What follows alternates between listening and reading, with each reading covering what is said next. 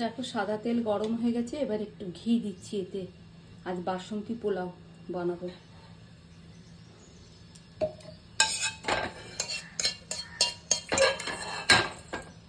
কুকারেই দিলাম, এই গোলমরিচ দিচ্ছি একটু,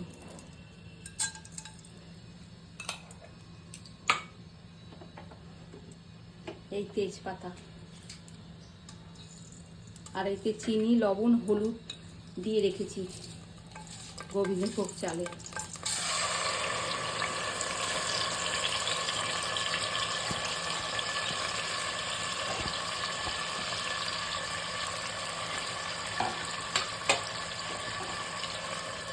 বাটি মেপে জলটা দিচ্ছি, আর চালটাও ধুয়ে এর মধ্যে চলে যাবে।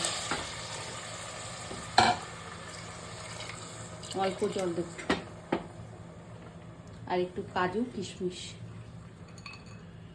ভেজে রেখেছি হালকা করে, কাজু আর কিছুটা কাজু পরে দেবো।